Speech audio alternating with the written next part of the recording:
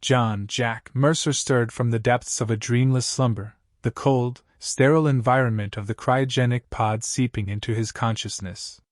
His mind struggled to reconcile the disorienting fog with the reality that should have been, the familiar hum of a deep space colony ship, the dull ache of muscles long unused. But as his eyes fluttered open, nothing familiar met them. Instead of the expected metallic walls, Jack found himself surrounded by vibrant greenery, the air thick with the scent of alien flora. He blinked rapidly, trying to clear the cobwebs from his mind. His heart pounded in his chest, confusion warring with the remnants of sleep as he struggled to sit up, his limbs heavy and uncooperative. Where was the ship? Where was the crew? Panic bubbled at the edges of his thoughts, but he pushed it down, forcing himself to focus. Jack rubbed his eyes, the vivid colors around him refusing to fade. Slowly he stood, his legs shaky but holding, and he took in the scene around him with growing disbelief. This was not the cold, artificial environment of the ship he had expected. This was something entirely different, something alive. His hands instinctively went to the tools strapped to his belt, a mechanic's reflex ingrained in him through years of practice. The familiar weight of his equipment provided a small measure of comfort.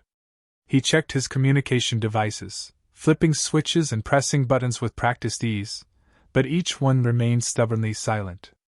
No signal, no power. His ship's AI, the constant companion of his years in space, offered nothing but static. Jack swallowed hard, trying to quell the rising tide of anxiety. His breath came in short bursts as he scanned his surroundings, seeking any sign of civilization, any hint that he wasn't alone on this strange, vibrant world. The trees towered above him, their leaves shimmering with an iridescent sheen that was both mesmerizing and unnerving. The ground beneath his feet was soft, covered in a thick, spongy moss that seemed to pulse with a faint glow. Jack took a tentative step, the sensation unfamiliar but not unpleasant, and began to move forward, his senses on high alert. As he ventured deeper into the forest, the landscape grew more surreal, each step taking him further from the reality he had known. The air was warm, almost too warm, and filled with a chorus of alien sounds, rustling leaves, distant bird calls, the occasional rustle of unseen creatures in the underbrush. Jack's heart pounded in his chest, the sense of being watched prickling at the back of his neck. Then, suddenly, he wasn't alone. They appeared as if from nowhere, their presence almost ethereal. A group of women, their features both familiar and alien, stood before him. Jack froze, his hand instinctively reaching for the wrench at his belt, though he knew it would do little good against whatever these beings were. They were beautiful, unearthly beautiful, with skin that seemed to shimmer in the dappled sunlight, eyes that held a depth of knowledge and wisdom that made Jack feel small and insignificant. For a moment, neither he nor they moved. The women regarded him with a mix of curiosity and something else, suspicion, perhaps? Fear? Jack couldn't tell. His mind raced, trying to find the right words, the right actions, but nothing came. The women exchanged glances, communicating in a way that Jack couldn't comprehend, and he felt a growing sense of unease. One of them stepped forward, her movements graceful and deliberate. She held out a small device, and before Jack could react, it emitted a soft hum. His ears filled with a gentle, melodious tone, and suddenly, the air around him seemed to shimmer. The woman spoke, and though her words were foreign, the device at her waist translated her voice into something Jack could understand. "Who are you?" she asked, her tone more curious than accusatory. "Jack Mercer," he replied, his voice cracking from disuse. "I'm a mechanic. I don't know how I got here." The women exchanged glances again, and Jack's confusion deepened. They seemed both relieved and perplexed by his presence. The woman who had spoken motioned for him to follow, and though every instinct screamed at him to run, Jack found himself complying, his curiosity outweighing his fear. The group led him through the forest, the lush vegetation parting effortlessly before them. As they walked, Jack couldn't help but notice the advanced technology they carried, devices that seemed to merge seamlessly with their bodies, glowing softly in rhythm with their movements. It was like nothing he had ever seen, and yet, There was something familiar in the design, something that spoke to an understanding of engineering far beyond his own. They emerged from the forest into a sprawling city, its architecture unlike anything Jack had ever encountered. Towering spires of glass and metal stretched towards the sky, their surfaces reflecting the surrounding landscape in a kaleidoscope of colors. But despite the beauty of the city, there was something wrong, something Jack couldn't quite put his finger on. He was led through the city's streets, the inhabitants, more of these stunning, enigmatic women, watching him with a mixture of awe and trepidation. The group brought him to a large building at the city's center, its entrance guarded by two imposing figures who stepped aside as they approached. Inside, the air was cool, a stark contrast to the warmth outside, and Jack felt a shiver run down his spine. They brought him before a woman who was clearly their leader. She stood with an air of authority, her presence commanding yet serene. Her eyes met Jack's, and he felt a strange connection, as though she could see through to his very soul. She introduced herself as High Priestess Lyra, and though her tone was calm, Jack sensed the weight of her words. She explained, through the translator, that their society, the Alara, had long since lost the knowledge of their ancestors. The technology that had once sustained them was failing, and with it, their way of life. They had lived in peace for centuries, relying on the machines and systems left behind by their forebears, but now, those systems were breaking down, and they no longer knew how to repair them. Jack listened, his mind whirling. He had expected to wake up and continue his mission, not to be thrust into a situation where his skills might mean the difference between survival and extinction for an entire civilization. The enormity of it all weighed heavily on him, but as Lyra spoke, he knew one thing for certain: he had a role to play here, and he would see it through. The reality of the situation began to settle over Jack as he walked through the city, the signs of decay and neglect becoming more apparent with every step.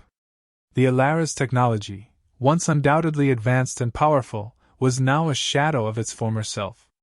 Flickering lights, malfunctioning devices, and sporadic power outages were everywhere.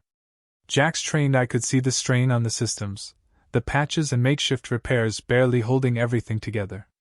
It was a society on the brink, held together by remnants of a past they no longer understood.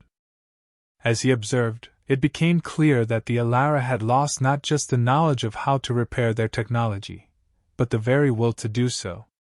They had become dependent on systems that were slowly failing, their once great civilization now at risk of crumbling under the weight of its own apathy. Jack's initial confusion and fear were replaced by a deep sense of responsibility.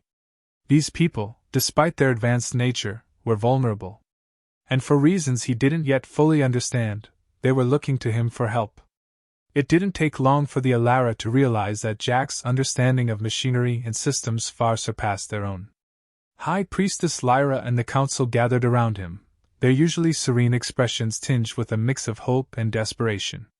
They spoke in hushed tones, their words filtered through the translator, pleading for his assistance.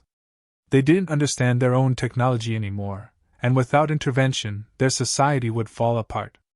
Jack didn't need much convincing. He had been a mechanic his whole life, solving problems was in his blood. But this was different.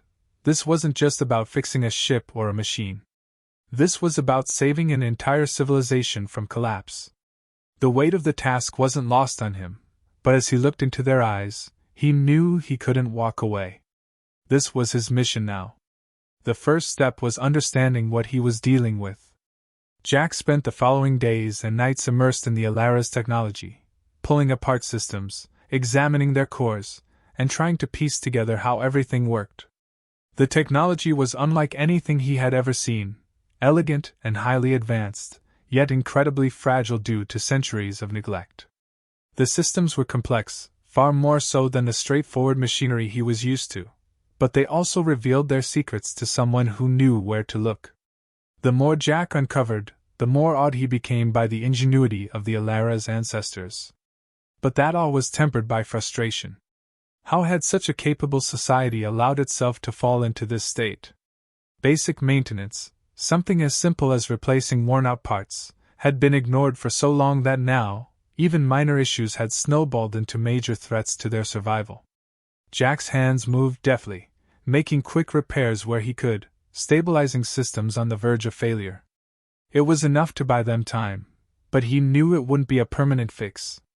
As he worked, the Alara watched him closely, their curiosity mingling with a lack of comprehension. They couldn't understand why Jack spent so much time getting his hands dirty, tinkering with the guts of machines. To them, technology was supposed to work flawlessly, effortlessly. The idea that someone would need to manually intervene was foreign to them. This disconnect led to several misunderstandings, some of them almost comical. One day, a group of Alara gathered, watching in silent horror as Jack crawled beneath a malfunctioning console, his face smeared with grime as he tightened a series of bolts. They whispered among themselves, wondering why he didn't simply command the console to repair itself. It became clear to Jack that the Alara's reliance on technology had led them to forget the most basic principles of engineering and maintenance. Their culture had evolved beyond manual labor, beyond problem-solving in the physical world. They lived in an era where machines were supposed to solve all problems, and when the machines failed, they were left helpless. Jack knew he had to change this mindset if there was any hope of a lasting solution. Seeing the necessity of hands-on skills, Jack decided to teach the Alara the basics of engineering. He didn't have the luxury of time, but he knew that empowering them to understand their technology was the only way to ensure they could sustain themselves once he was gone. He began with a small group, choosing those who seemed most curious about his work. Among them was Aria, a young Alara woman with a keen mind and an insatiable curiosity. Aria had been watching Jack closely from the moment he arrived, and it was clear she had a natural aptitude for learning. Jack's lessons were practical, focused on giving the Alara the tools they needed to understand the technology that surrounded them. He showed them how to identify worn-out parts, how to perform basic maintenance, and most importantly, how to think critically about the systems they relied on. Aria quickly became his most promising student, picking up concepts faster than he could teach them. She asked questions that challenged him, pushing Jack to dig deeper into his own knowledge and adapt his teaching to a society that had never needed to think about these things before. As days turned into weeks, Jack began to see a shift in the Alara. Their initial skepticism turned into respect, and then into admiration. They began to see the value in what he was teaching them, understanding that their technology was not infallible and that their own survival depended on their ability to maintain and repair it. Aria, in particular, started to emerge as a leader among her people, her newfound knowledge giving her the confidence to step forward and advocate for the changes Jack was introducing. Jack knew they still had a long way to go, but for the first time since he woke up on this strange planet, he felt a sense of hope. The Alara were learning, adapting, and with his help, they might just have a chance to save their civilization. And in doing so, Jack realized he was finding a new purpose for himself in this alien world, a purpose that went beyond being just a mechanic. As Jack delved deeper into the inner workings of the Alara's technology, he began to uncover signs of a far greater threat than failing infrastructure. The more he analyzed the systems, the more disturbing patterns emerged. The planet itself was unstable. Its core was showing signs of increasing activity that the Alara's ancestors had once controlled with sophisticated technology. But now, with that technology failing, the planet was becoming dangerously volatile. Jack's discoveries painted a grim picture. The once stable environment was slowly turning against its inhabitants. The temperature fluctuations, the sudden seismic activities, the unexplained storms, all pointed to a catastrophic event on the horizon. It wasn't just a matter of repairing a few broken machines anymore. The entire planet was at risk of tearing itself apart. The realization hit Jack like a ton of bricks. If he couldn't find a way to stabilize the planet's core, everyone, on this world would be lost. The Alara, once content in their serene lives, began to sense the growing urgency in Jack's actions. His usual calm demeanor was replaced by a focused intensity that they hadn't seen before. High Priestess Lyra, always perceptive, was the first to confront him about it. When Jack explained the gravity of the situation, the High Priestess's calm exterior cracked, revealing the fear she had been holding back. She quickly convened the council, and the news spread through the city like wildfire. panic began to set in among the Alara, who had never faced such a dire threat. With this new knowledge, the Alara's reliance on Jack deepened. He became their beacon of hope, the one they looked to for guidance and solutions. Arya, who had been learning from Jack, tried to reassure her people, but even her voice trembled with uncertainty. The pressure mounted, and Jack could feel it in every glance, every whispered conversation he overheard. The weight of an entire civilization's survival rested on his shoulders, and he knew that any mistake could lead to their extinction. Yet not all Alara welcomed this dependence on an outsider. Whispers of dissent grew louder as some began to question whether placing all their hopes on a single human was wise. They argued that their society had survived for millennia without the need for manual labor or interference, and that Jack's involvement might lead them further from their path. These voices, though in the minority, added another layer of tension to an already fraught situation. But Lyra and Arya stood firm, knowing that without Jack, they had no chance of surviving what was to come. Despite their support, Jack couldn't help but feel the crushing weight of their expectations. He was just one man, a mechanic, not a savior, and the sheer magnitude of what was being asked of him threatened to overwhelm him. He found himself struggling with exhaustion, both physical and mental, as the days bled into nights without rest. Sleep became a luxury he could no longer afford, and his once steady hands began to shake from the fatigue. But Jack pushed on, driven by a determination that bordered on obsession. He couldn't afford to fail. Not now. Not when the stakes were so high. The mental strain of being the sole human among an alien race added to his burden. The Alara's way of life, their customs, their expectations, all were foreign to him, and the constant need to adapt took its toll. He missed the simplicity of his old life, where problems could be fixed with a wrench and a bit of elbow grease. Here, the problems were far more complex, and the consequences of failure far more dire. But every time doubt crept into his mind, Jack forced it back down. He had a job to do, and there was no time for second-guessing. Knowing that time was running out, Jack threw himself into the task of stabilizing the planet's core. He pored over ancient schematics, deciphered long-forgotten codes, and pieced together fragments of knowledge from the Alara's archives. It was a daunting task, but Jack's mind was sharp, honed by years of problem-solving in the harshest environments. He began to devise a plan, one that involved not only repairing the failing technology but also creating new solutions with the limited resources at hand. The plan was risky, too risky, some might say, but Jack saw no other option. He shared his ideas with Arya and Lyra, explaining the steps he would need to take, the dangers involved, and the slim margin for error. Their faces betrayed their fear, but they agreed, placing their trust in him once more. The rest of the Alara followed suit, though their fear was palpable. They knew that everything now hinged on this one human, a man who had come to their world by accident, yet had become their last hope. Jack's resolve hardened. There was no room for doubt, no time for hesitation. He would do whatever it took to stabilize the core, to give these people, his people, he realized, a chance at survival. As he set to work, the planet's instability grew more pronounced. Tremors shook the ground, and the skies darkened with ominous clouds. But Jack didn't falter. He had made a promise, to himself and to the Alara, and he intended to keep it, no matter the cost.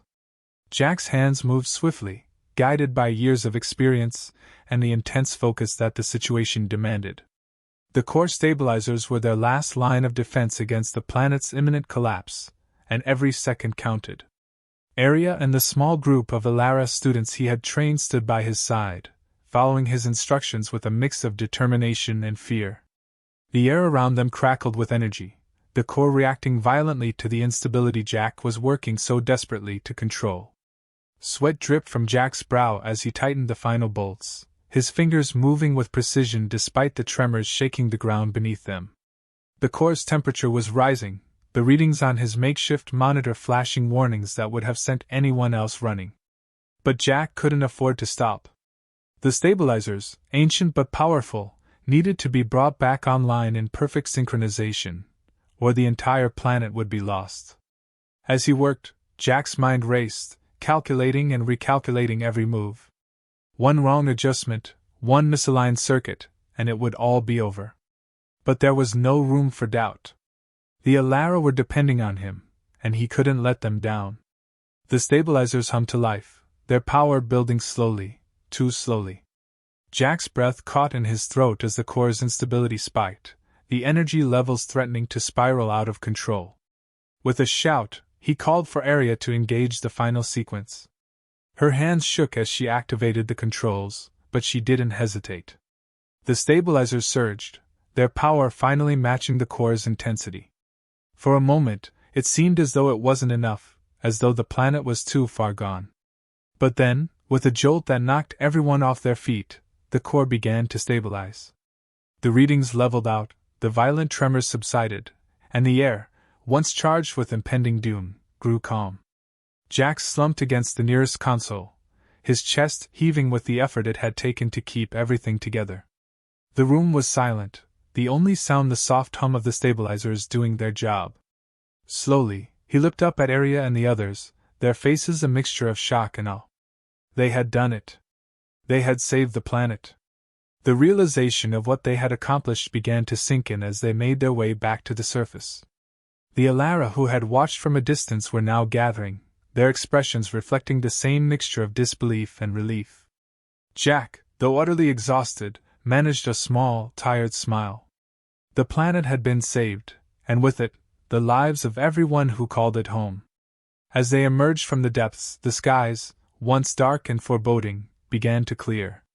The Alara looked up in wonder, the light filtering through the clouds as if blessing their survival. Jack stood among them, feeling a profound sense of accomplishment. He had arrived on this planet by chance, but now, it felt like fate had led him here. The technology that had once threatened to destroy them had been turned into their salvation, and the Alara, who had once viewed him with suspicion, now looked at him with gratitude and respect. In the days that followed, the transformation within Alara society was nothing short of remarkable. Inspired by Jack's actions, they began to embrace the value of hands-on work and the knowledge that had been nearly lost to them. The once dismissed idea of manual labor and problem-solving became central to their new way of life. Workshops were established, and the Alara, under Jack's guidance, started to learn the skills necessary to maintain and improve their technology. Arya, who had shown the greatest aptitude, became a leader in this new movement. She spoke passionately about the need to balance their advanced technology with practical knowledge, urging her people to take responsibility for their world's future. Her words resonated, and the Alara began to change, their society evolving in ways that would ensure they never faced such a crisis again. Jack watched this transformation with a mix of pride and humility. He had played a crucial role in their survival, but he knew his work wasn't finished. The Alara needed more than just a savior. They needed someone to help them rebuild, to guide them as they charted a new course for their future. And Jack realized that he had found a new purpose here, something far greater than any mission he had undertaken before. The celebrations in his honor were heartfelt, but Jack's thoughts were already on the next steps. The crisis had been averted, but there was still much to be done. He decided to stay on the planet, dedicating himself to teaching and mentoring the Alara as they continued to rebuild. They needed someone who understood both the complexities of their technology and the importance of the skills they had forgotten. As Jack settled into his new role, he found a sense of fulfillment that he hadn't known in years. He was no longer just a mechanic fixing machines, he was a mentor, a leader, helping to shape the future of an entire civilization. The planet's core was stable, but it was the Alara's society that would need constant nurturing to thrive in the years to come. And Jack was ready to be a part of that journey, finding a new home and a new family among the Alara. Under Jack's guidance, the Alara society began to flourish in ways they hadn't imagined possible. The once failing infrastructure, which had been a constant source of anxiety, was now being rebuilt with a renewed sense of purpose. The Alara, who had once relied solely on their ancient technology, were now actively involved in its maintenance and improvement. Workshops buzzed with activity as more and more Alara took up the tools Jack had introduced, their hands no longer idle but skilled and purposeful. The changes weren't just physical, they were deeply cultural. The Alara had learned to value the practical knowledge that Jack had brought to their world, understanding that it was this hands-on approach that had saved them from disaster. They began to see their technology not as infallible, but as something that required care and attention, much like the planet itself. The environmental balance that had been so precarious was restored, and the once unpredictable weather patterns began to stabilize. The planet, like its people, was healing. Jack's role in this transformation didn't go unnoticed. The Alara's respect for him grew with each passing day. He was no longer just an outsider or a stranger from another world. He had become a symbol of the positive change that had taken root in their society. His name was spoken with reverence, and his teachings were integrated into their way of life. The Alara looked to him not just as a leader, but as a reminder of what they had almost lost, and what they had gained through perseverance and learning. Arya, in particular, blossomed under Jack's mentorship. The knowledge she had gained from him was more than just technical, it was transformative. She understood the importance of what they were building, not just for themselves but for future generations. Arya took on a leadership role, spearheading initiatives to ensure that the skills Jack had taught them would not be forgotten. She organized schools and training programs, where the younger Alara learned about both their ancient technology and the new methods that had been introduced. Under Arya's leadership, the lessons learned from Jack became a cornerstone of Alara society. She emphasized the need for balance between their advanced technology and the practical skills that would ensure its upkeep. Her passion was infectious, and soon, the entire society was embracing this new approach. Arya's influence grew, and with it, the realization that they were not just rebuilding their infrastructure, but also their identity. The Alara were becoming a society that valued both knowledge and action, a combination that ensured their survival and prosperity. As the days turned into weeks and the weeks into months, Jack found himself reflecting on his journey. He had arrived on this planet alone, disoriented, and uncertain of what the future held.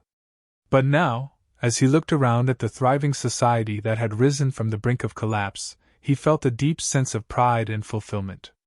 The Alara had become his people, and this planet, his home.